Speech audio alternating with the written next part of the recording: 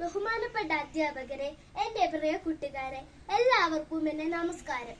1947 August 15-നായിരുന്നു 2 നൂറ്റാണ്ടു നീണ്ടുനിന്ന British ഭരണത്തിൽ നിന്ന് നമ്മുടെ രാജ്യമായ ഇന്ത്യ സ്വാതന്ത്ര്യം നേടിയത്. ആ ദിവസത്തിന്റെ ഓർമ്മയ്ക്കായിട്ടാണ് എല്ലാ വർഷവും ഓഗസ്റ്റ് 15-ന് നാം സ്വാതന്ത്ര്യ ദിനമായി ആഘോഷിക്കുന്നത്. ബ്രിട്ടീഷ് ആധിപത്യത്തിനെതിരെ പോരാടിയ മഹാത്മാഗാന്ധി, ജവഹർലാൽ നെഹ്റു, നേതാജി സുഭാഷ് ചന്ദ്രബോസ്, ഭഗത് സിംഗ്, താന്തിയ തോപ്പി, അബ്ദുൽ കലാം ആസാദ് എന്നീ ധീരനേതാക്കളുടെ ഓർമ്മകൾക്ക് മുമ്പിൽ നമുക്ക് പ്രണാമം അർപ്പിക്കാം. ഇന്ന് 2025 എത്തിയിരിക്കുമ്പോൾ നമ്മുടെ രാജ്യമായ ഇന്ത്യ എത്രയോ പുരോഗതി നേടിയിരിക്കുന്നു.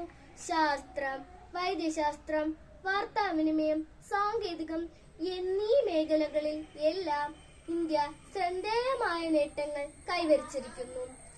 ജാതി, മത, ഭാഷ, വർഗ, വർണ്ണ എന്നീ വ്യത്യാസങ്ങൾക്കുപരിയായി നാം എല്ലാവരും ഒന്നാണ് എന്ന ചിന്തയോടെ മുന്നേറണം.